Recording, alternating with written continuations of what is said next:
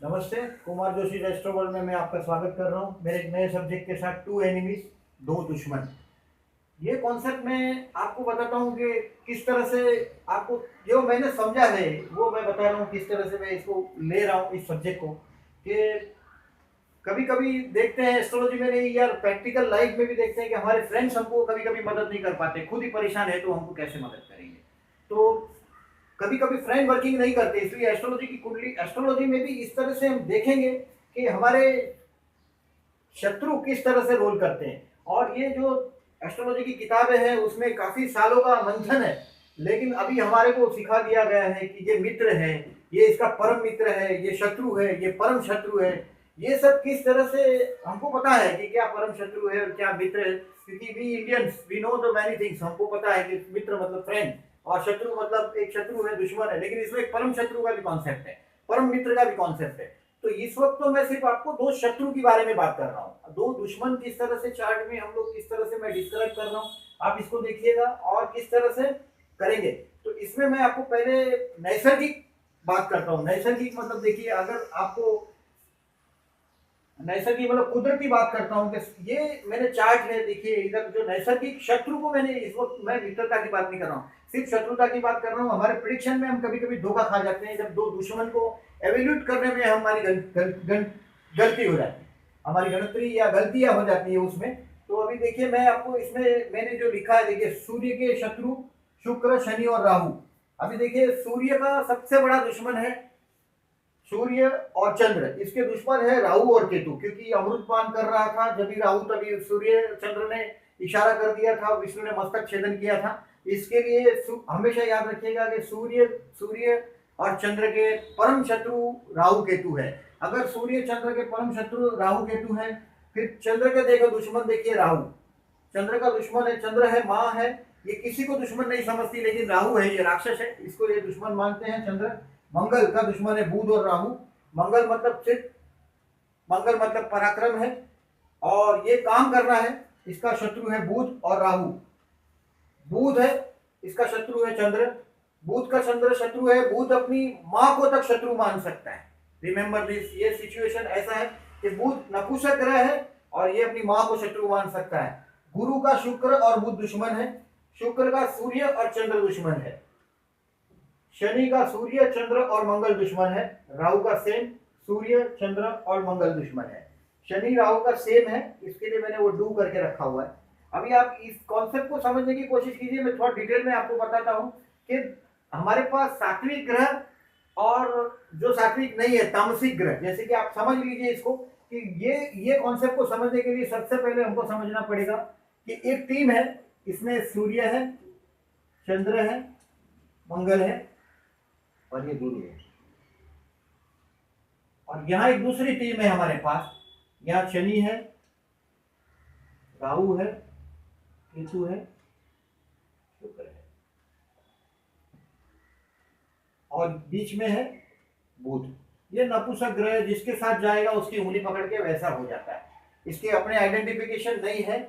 और सूर्य चंद्र मंगल और गुरु के बारे में मैं बात कर रहा हूं आपको कि ये इसकी राशि में जब भी ये ग्रह कोई आ जाते हैं या इनकी राशि में ये कोई ग्रह आ जाते हैं तो ये थोड़ा नुकसान करते हैं। अभी देखिएगा गुरु और शुक्र दोनों नैसर्गिक शुभ ग्रह है, फिर भी ये अलग अलग टीम में, ये देव गुरु है बृहस्पति और शुक्राचार्य राक्षसों के गुरु है।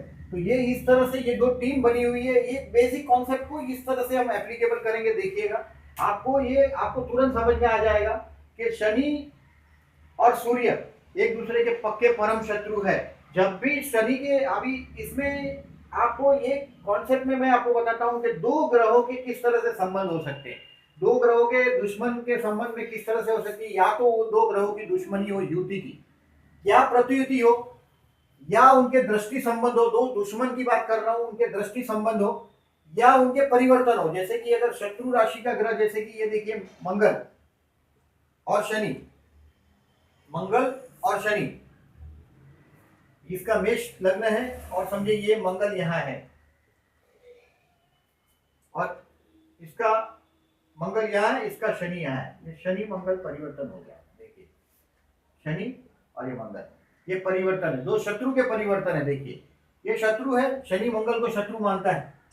वो कॉन्सेप्ट यहाँ देखिए किस तरह से काम करेगा। ये ऑथोराइज होता है आदमी, लेकिन शनि नीच राशि का उसको छोड़ेगा नहीं, तकलीफ देगा। परिवर्तन है, अच्छा फल देता है। परिवर्तन कभी भी याद रखिए, कर्मेश लग्नेश का परिवर्तन बहुत अच्छा जो है, लेकिन ये कॉन्सेप्ट को समझ लीजिए, शत्रु का परिवर्तन है, दो शत्रु परिवर्तित हुआ है, शनि और मंगल का परिवर्तन है। ये याद रखिएगा, इस तरह से उसको समझने की कोशिश कीजिएगा। दो परिवर्तन ग्रह जब होते हैं, जैसे कि जो परिवर्तन ग्रह अगर जो लग्नेश 6, 8 या 12 के साथ परिवर्तन करेगा तो अच्छा रिजल्ट नहीं है, क्योंकि खड्डे में है। लेकिन अगर जो लग्नेश पंचमेश परिवर्तन हो, पंचमेश भाग्येश परिवर्तन हो, तो वो अच्छे रिजल्ट देता है। और वही बात है नक्षत्र की। मैं आपको नक्षत्र के कॉन्सेप्ट के बारे में बताता हूँ। जैसे कि सूर्य का जो सूर्य चंद्र, जैसे कि आपको कोई क्वेश्चन है, जैसे कि पंचम स्थान का क्वेश्चन है, अगर आपको पंचम स्थान का क्वेश्चन है यानी कि एजुकेशन का क्वेश्चन है, और यहाँ अगर सूर्य है आपका, तो ये कभी भी याद रखिएगा, सूर्य जो अगर पंचम स्थान में बैठा है, तो सूर्य का सबसे बड़ा दुश्मन जो है वो राहु केतु है, सूर्य के दुश्मन। तो राहु का जो नक्षत्र है वो आद्रा, स्वाति या शततारा, ये राहु के नक्षत्र है। तो ये सूर्य राहु के नक्षत्र का हो, या पंचमेश अगर राहु के नक्षत्र में गया हो तो भी गड़बड़ करेगा। पंचमेश अगर जो राहु के नक्षत्र में है, केतु के नक्षत्र में, कभी भी याद रखिएगा कि कौन सा ग्रह कहाँ बैठा है। जैसे कि सूर्य बैठे हैं अगर जो राहु के नक्षत्र में है, अगर जो सूर्य शनि के नक्षत्र में है तो भी प्रॉब्लम करेगा। अगर जो पंचम में केतु के नक्षत्र में, यानी कि अश्विनी, मघा और मूल केतु के नक्षत्र है, अगर जो ये सूर्य अगर जो अश्विनी, मघा या मूल का भी बैठा हुआ है तो प्रॉब्लम करेगा। तो नक्षत्र का इस तरह से रोल है। अगर नक्षत्र में भी कभी कभी परिवर्तन दिखाई देगा, तो परिवर्तन जब दिखाई देगा तो वही कॉन्सेप्ट वापस लगा दो कि शत्रु का कॉन्सेप्ट है। अगर परिवर्तन अच्छे बेसिस का है तो अच्छा रिजल्ट देगा, अदरवाइज वो रिजल्ट कमजोर करता है। अभी आपको मैं बताता हूं कि सूर्य, अभी चंद्र के बारे में बताता हूं मैं कि सूर्य का देखो सबसे बड़ा दुश्मन है सूर्य। जैसे कि सूर्य यहाँ है और शनि यहाँ है, ये शनि सूर्य का अपोजिशन है। किसी भी कुंडली में अगर आप देखते हैं कि शनि सूर्य की युति या प्रतियुति हो, बराबर है, ये दो दुश्मन है, पक्के दुश्मन है एक दूसरे के।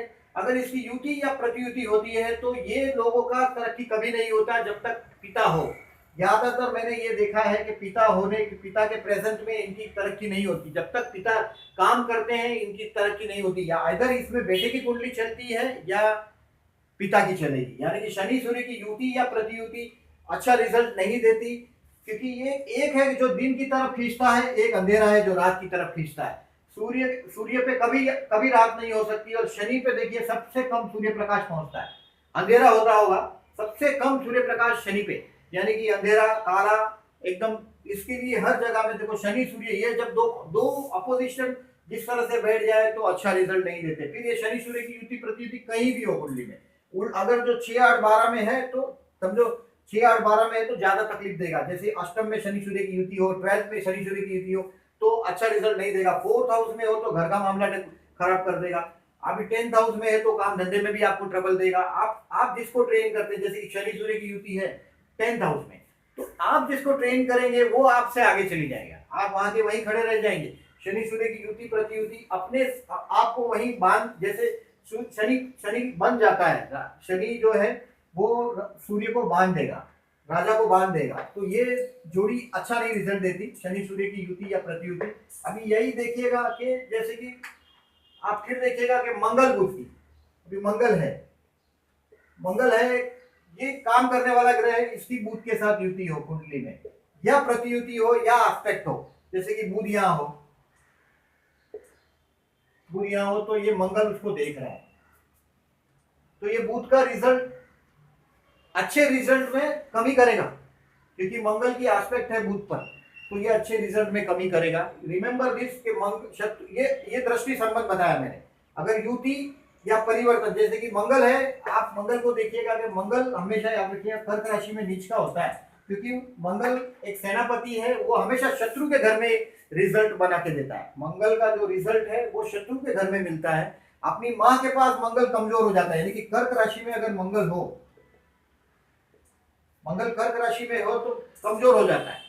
कर्क राशि है जो माँ की है, हम हिंदुस्तान के लोग धरती को भी माँ मानते हैं, और इसके लिए मंगल सेनापति है, ये अपनी माँ के लिए या तो अपनी धरती के लिए जान दे सकता है।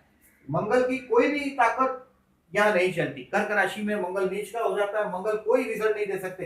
मंगल रिजल्ट देता है मकर राशि में उच्च का, शत्रु के घर में। मंगल उच्च का हो जाता है शत्रु के घर में, ये शनि शत्रु का घर है उसका, यानी कि ये मंगल अपने शत्रु के घर में उच्च का है, ये कॉन्सेप्ट यहाँ लगाया हुआ है। और मंगल अपने खुद के घर में, यानी कि खुद के घर में सेनापति का कुछ नहीं चलता, माँ के पास कुछ नहीं चलता, इसके लिए मंगल कर्क राशि में नीच के होते हैं। और शत्रु का जो दो एनिमीज का जो संबंध है वो अगर हो जाता है तो वो रिजल्ट अच्छा नहीं देता। अभी शनि सूर्य का मैंने बताया, मंगल बुध का बताया, अभी आपको गुरु शुक्र के बारे में बताता हूँ। गुरु शुक्र भी इसके परम शत्रु है।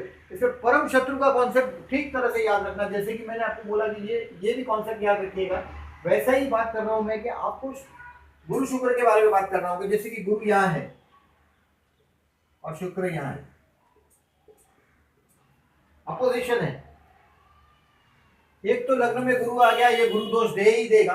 और सप्तम का शुक्र है, ये भी पुरुष को सप्तम में शुक्र नारी दोषित बनाता है। अभी ये शुक्र यहाँ है तो सूर्य यहीं कहीं होना चाहिए, यहाँ यहाँ यहाँ होना चाहिए। इसका मतलब ये गुरु वक्री भी हो जाएगा।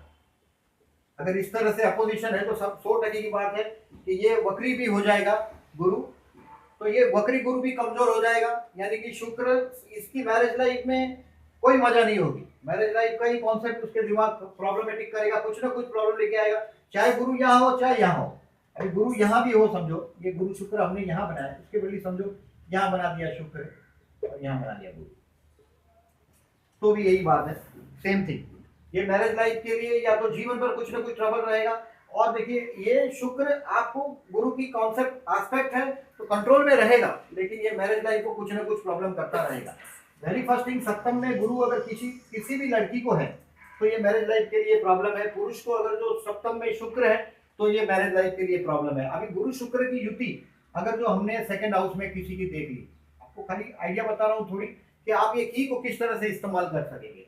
गुरु शुक्र की युति है तो आप समझेंगे कि फाइनेंशियली बहुत, ये दोनों भी नैसर्गिक ग्रह है लेकिन है एक दूसरे के शत्रु, तो ये शुभ रिजल्ट देगा ऐसा आप सोच रहे हैं। लेकिन ये शुभ रिजल्ट कैसा होगा, इसके पास पैसा होगा लेकिन हो सकता है किसी ट्रस्ट का पैसा हो, बैंक का पैसा हो, जैसे कि कैशियर होते हैं बैंक के, तो इनको हो सकता है ऐसा। गुरु शुक्र, जैसे कि यहाँ शुक्र है और गुरु यहाँ से देखता हो, यहाँ से गुरु देखता हो, गुरु की युति हो, देखिए इस तरह से हो, या यहाँ गुरु हो, यानी कि गुरु शुक्र का अपोजिशन है, शुक्र को गुरु देख रहा है, तो ये बैंक के किसी ट्रस्ट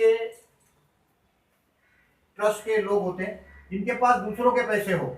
गुरु शुक्र की युति या प्रतियुति धनस्थान में अच्छी नहीं है, दो शत्रु है, इसके पास जो पैसा है ये इसका खुद का नहीं हो सकता है, दूसरे का होगा, भले करोड़ों रुपया हो लेकिन किसी ट्रस्ट का ये आदमी ऑथोराइज आदमी होगा और ये पैसे इधर से उधर ट्रस्ट के करने का काम करता होगा, कैश का काम करता होगा। गुरु शुक्र की युति या प्रतियुति कुंडली में कहीं भी हो, जैसे कि समझो गुरु शुक्र की युति आपने प्रतियुति यहाँ प्रॉपर्टी स्थान में कर दी, अभी 11वां गुरु है प्रॉपर्टी स्थान में है, प्रॉपर्टी सात्विक प्रॉपर्टी बता रहा है मगर शुक्र के साथ है तो ये फिर से कंफ्यूजन कर रहा है। ऐसे 11वें स्थान में कोई भी ग्रह अच्छे माने जाते हैं लेकिन ये दो शत्रु 11वें स्थान में भी देखिए कुछ ना कुछ तो कॉन्सेप्ट देगा, यानी कि प्रॉपर्टीज के मामले में शुक्र, यानी कि पत्नी से या तो किसी प्रेमिका से उसका झगड़ा, प्रॉपर्टी का लफड़ा, झगड़ा झुगड़ी, ऐसा ये रिजल्ट देता है। आप हमेशा याद रखिएगा गुरु शुक्र का यहाँ भाग्य में भी अपोजिशन या युति प्रतियुति अच्छी नहीं है, क्योंकि ये फिर कंफ्यूजन वही का वही कर देगा, गुरु शुक्र ऐसे हो या साथ में हो, सेम थिंग 3rd में और 9th में। तो ये भाग्य को देख रहा है या भाग्य में है, ये कुछ ना कुछ वो प्रॉब्लम देगा। जैसे कि अभी गुरु शुक्र है, मैं आपको 4th हाउस का कमाल बताता हूँ। देखिए ये शुक्र यहाँ है, गुरु यहाँ है, तो ये घर के लिए इसका अपना घर का प्रॉब्लम कहीं ना कहीं से करता रहेगा डेफिनेटली। देखिए ये दोनों नैसर्गिक शुभ ग्रह है लेकिन मैंने प्रैक्टिकली ये देखा है शुक्र पे अगर जो 5वां एस्पेक्ट है गुरु का तो अच्छा है, बाकी इस तरह से अपोजिशन है तो ये दोनों बाजू बिगाड़ता है।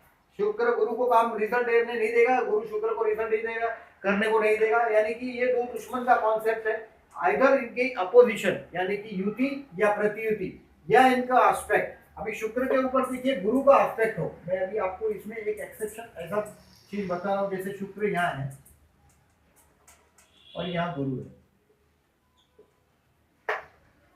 ये शत्रु है लेकिन देखिए गुरु ने शुक्र को दबा के रखा हुआ है, एस्पेक्ट है, शुक्र का कोई एस्पेक्ट गुरु को नहीं मिल रहा है, यानी कि गुरु रिजल्ट अच्छा दे सकता है। शुक्र का यानी कि शुक्र की जो यहाँ जो ये जो लव अफेयर वाला है एजुकेशन का, उस पर अच्छा अच्छा दबाव रहेगा। यानी कि उसका एजुकेशन में शुक्र की नेगेटिविटी या का कोई अनुभव नहीं हो सकता। गुरु उसको मतलब ये शुक्र अगर पंचम में हो और कोई लड़की का चक्कर हो ही जाता है एजुकेशन के लेवल पर इनका, तो वो कम से कम गुरु की आस्पेक्ट से उदब जाएगा, यानी कि उसका एनिमी को वो रोल करने नहीं देगा। गुरु शुक्र का ये इस तरह का अगर कॉम्बिनेशन आता है कहीं भी, तो ये ध्यान में रखिएगा। गुरु शुक्र परम शत्रु, जब आप एक दूसरे के साथ हो, एक दूसरे के, जैसे कि अभी अष्टम में गुरु है, अच्छा नहीं है भविष्य के लिए। शुक्र यहाँ आ गया, 100% कुछ ना कुछ गड़बड़ है। यानी कि अपना परिवार, इसका अपना परिवार और ये स्पाउस का परिवार, इसके बीच में ऑलवेज देखिए ये शुभत्व है, अच्छे हैं दोनों बाजू, फाइनेंशियली स्ट्रांग लोग हैं, लेकिन इसके लिए ये जातक के लिए ये समस्या हो जाएंगे। मतलब ना उनके घर वाले कुछ सुनेंगे, ना इसके अपने वाइफ के स्पाउस के परिवार वाले सुनेंगे। तो ये गुरु शुक्र का अपोजिशन, दोनों अपने ईगो में रहेंगे और इसकी जो प्रॉब्लम है वो जातक को फेस करनी पड़ेगी। यानी कि आपको इस तरह से कॉन्सेप्ट है, शुक्र गुरु का इस तरह से अपोजिशन है, तो ये रिजल्ट हो सकता है और होना ही चाहिए और होता है। हमने एक्सपीरियंस से देखा है ये बात जो मैं आपको बता रहा हूँ। ये कॉन्सेप्ट आप इसमें आपकी आपकी कुंडली में एप्लीकेबल कीजिएगा। और अगर इसमें अगर ऐसा लगता है कि अगर कुछ हो, जैसे कि अभी मैंने आपको बताया कि अभी इसमें ऐसा है, और अगर आपको कोई क्वेश्चन है तो प्लीज मुझे लेट मी नो। आप मुझे आपके क्वेश्चन मुझे बता सकते हैं, आप मेरे वीडियो में नीचे कमेंट में डाल सकते हैं, मैं डेफिनेटली आपको रिप्लाई दूंगा अगर इसमें क्वेश्चन है तो। अभी इसमें आप मैंने एक ही इस वीडियो में इन शॉर्ट मैंने खाली सिर्फ इसी पर जोर दिया है कि दो दुश्मन जब एक दूसरे के साथ हो, नैसर्गिक दुश्मन ये एक टीम है, और ये नैसर्गिक कौन किसका शत्रु है ये जो है वो हमारी कुंडली पर भी रिप्लाई करते हैं। अभी देखिए वो मैं आपको बताता हूँ, जैसे कि आपको बताता हूँ कि जन्म का गुरु है, समझो जन्म का शुक्र यही है, लग्न में है, किस तरह से एप्लीकेबल होता है। देखिए इसमें आप इस तरह से भी एप्लीकेबल कर सकते हैं। लग्न में शुक्र है, अभी तुला लग्न है भाई साहब किसी का भी, और उसमें शुक्र है जन्म का, और अभी ट्रांजिट का गुरु भी लग्न में आया है, ट्रांजिट का, ये ट्रांजिट की बात है, जन्म की नहीं है, देखिए ट्रांजिट की है। क्योंकि कोई भी ग्रह रिजल्ट कब देगा, जब तक गोचर या विषुवत्तरी दशा से उसको मिले नहीं फल, तब तक तो ये रिजल्ट अच्छा नहीं देगा। ये गुरु पर से शुक्र या शुक्र पर से गुरु का भ्रमण अच्छा रिजल्ट नहीं देगा। दूसरी एक बात मैं बता रहा हूं कि धनु और मीन राशि, कहीं भी देखिए धनु और मीन राशि, ये गुरु की राशियां है, इसमें ज्यादा दादागिरी नहीं चलती। राहु केतु जैसे ग्रहों की दादागिरियां नहीं चलती, ज्यादा दादागिरी नहीं चलती, शनि की भी नहीं चलती। ये धनु और मीन राशि में ज्यादातर इनका नहीं चलता, और इसीलिए ये इसको केतु केतु की प्रिय है ये राशि। धनु और मीन केतु की इसलिए प्रिय है, ये आध्यात्मिक राशि है। यहाँ नेगेटिव मतलब जब आप प्रिडिक्शंस करते हैं तब आपको टच करना पड़ेगा कि वो कौन सी राशि है, कौन सा हाउस है, और किस तरह से आप कॉन्सेंट्रेट हो सकते हैं। तो शत्रु के बारे में जो मैं आपको बोल रहा हूँ, ये चीजें आपको देखनी पड़ेगी, और आपका जो कोई क्वेश्चन है उस पर आपको कॉन्सेंट्रेट होकर उसमें देखना पड़ेगा कि आप क्या क्वेश्चन देख रहे हैं, उसमें किस तरह से दो एनिमीज आपके रोल कर रहे हैं। और अगर जो दो एनिमीज अगर लग्न में ही है तो बहुत नेगेटिव रोल देते हैं, बहुत नेगेटिव रिजल्ट देते हैं। अगर लग्न में अगर आपको देखेगा कि कोई भी शुभ ग्रह का, जैसे कि ये शुभ ग्रह है, सूर्य चंद्र मंगल गुरु नैसर्गिक शुभ ग्रह है, और उसमें तो गुरु तो बहुत बहुत अच्छा शुभ ग्रह, जैसे कि इसको क्रूर ग्रह बोलते हैं, थोड़ा सा क्रूर है जिसके बिगड़ नहीं जीत सकते। ये भी थोड़ा एग्रेसिव ग्रह है, लेकिन ये शुभ ग्रह का टीम ये है, और ये राक्षसों की टीम है। ये दो टीम है अलग अलग है, इनके हाथ में इनका ग्रह आ जाए, इनके हाथ में मतलब जैसे कि गुरु की राशि में देखिए शुक्र तो अच्छा रिजल्ट देते हैं। अभी मीन राशि में तो शुक्र हो, ये गुरु का घर है, लेकिन शुक्र उच्च का होता है, ये एक्सेप्शन बना के रखा हुआ है इसमें। बट याद रखिएगा दो एनिमी जब भी दो एनिमी अपोजिशन होता है तब वो डेफिनेटली ट्रबल करता है। तो इसको आप माइंड में रखिएगा कि दो एनिमीज का कॉन्सेप्ट जो है वो कभी नहीं भूल सकते आप प्रेडिक्शंस में।